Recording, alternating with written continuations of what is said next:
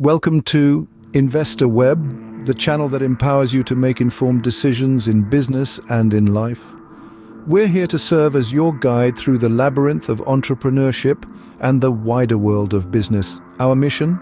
To provide you with insights that are both deep and accessible to help you navigate the complexities of decision-making in a world that's constantly changing.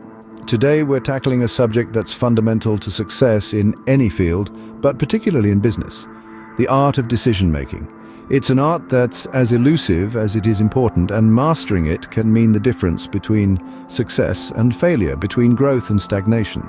So what does it mean to master the art of decision-making? What techniques and strategies can you employ to make the best possible decisions time and time again?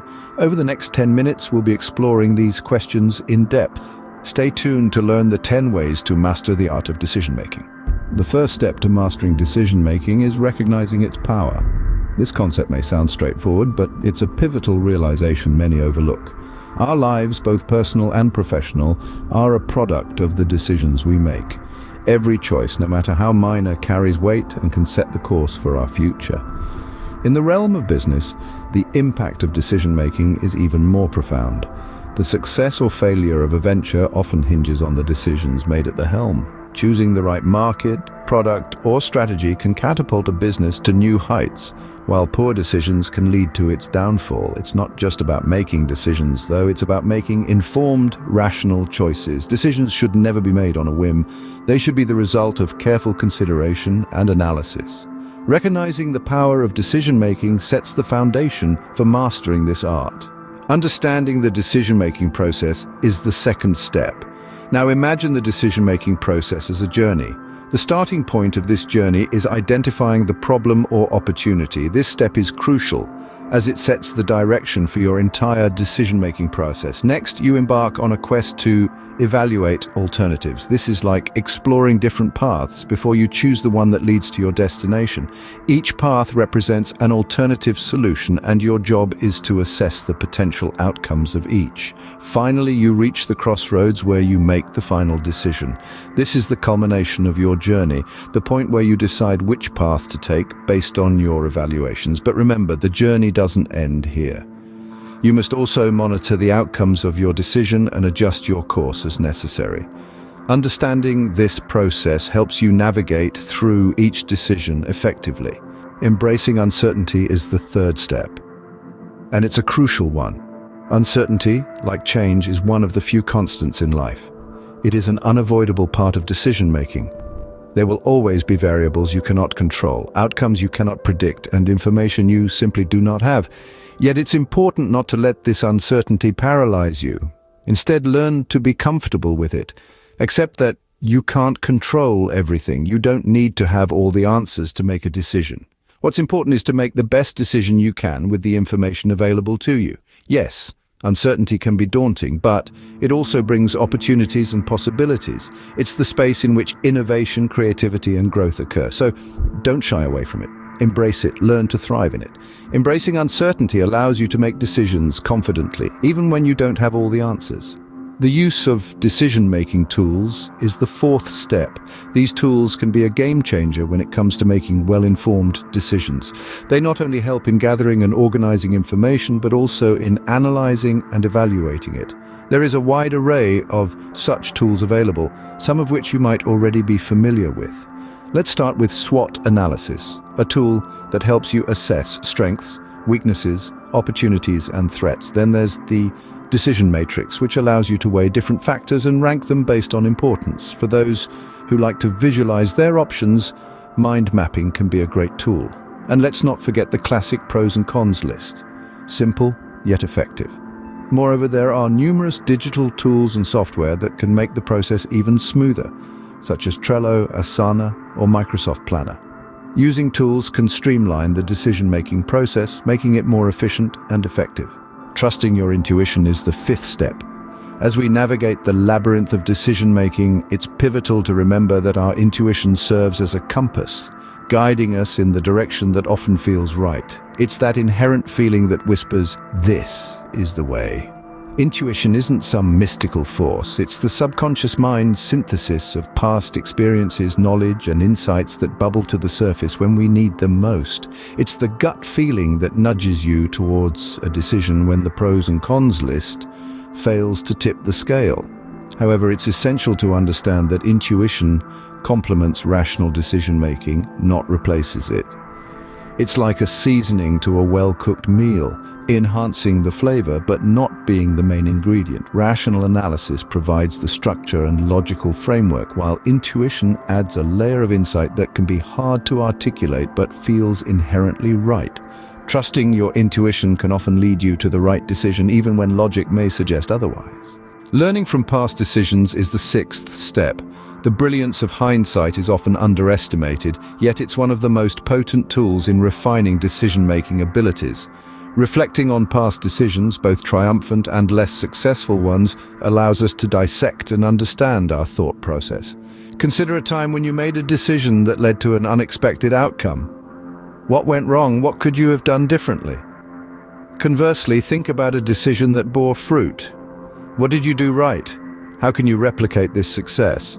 In each case, there are lessons to be learned. This self-reflection allows us to understand our biases, identify our blind spots, and recognize patterns that may have been invisible to us at the time. Remember, the goal isn't to dwell on past mistakes, but to extract wisdom from them. Each decision, regardless of its outcome, is a stepping stone to becoming a more adept decision-maker. Learning from your past decisions is a powerful way to improve your decision-making skills. Seeking advice and feedback is the seventh step. This is an essential part of the decision-making process that often goes overlooked. You see, no man is an island, and every decision we make reverberates through the complex web of relationships that make up our lives. Therefore, it makes sense to seek advice and feedback from others, especially those who have more experience or knowledge in the area you're making a decision about. Consider this. When you tap into the collective wisdom of others, you're effectively multiplying the amount of information at your disposal. This can help you see things from different angles, identify potential pitfalls, and ultimately make a more informed decision.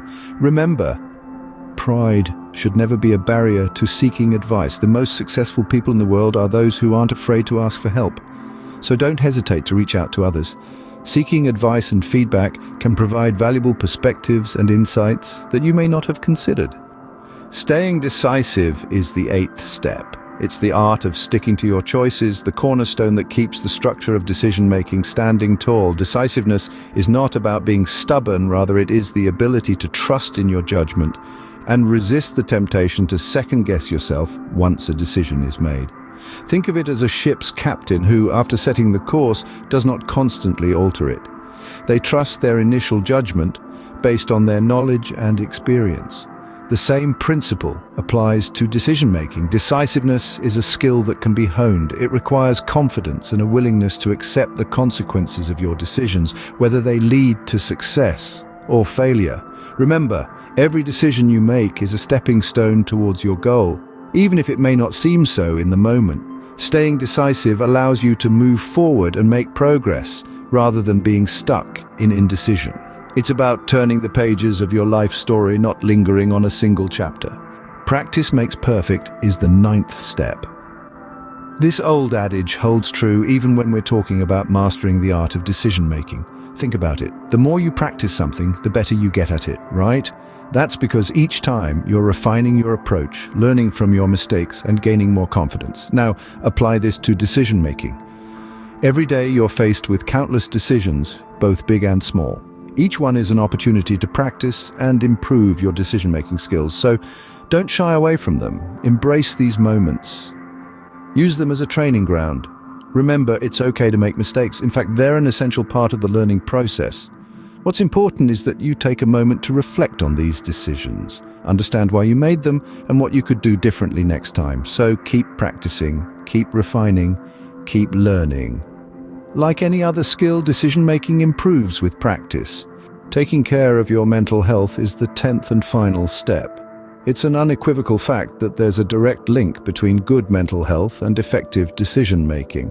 When your mind is clear and well-nourished, it can process information analyze situations, and come up with sound decisions with greater ease. So how do we maintain good mental health? First, regular exercise.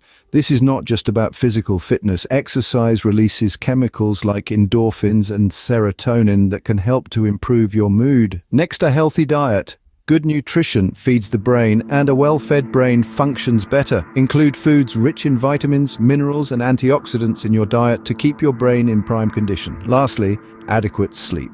Sleep is when your brain processes and consolidates the day's experiences, a crucial process for sound decision-making. Taking care of your mental health not only benefits you personally, but it can also improve your decision-making abilities.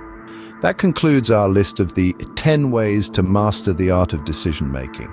From recognizing the sheer power of decision-making to understanding the process, embracing uncertainty, and utilizing decision-making tools. Don't forget the importance of trusting your intuition, learning from past decisions, seeking advice and feedback, and staying decisive no matter what.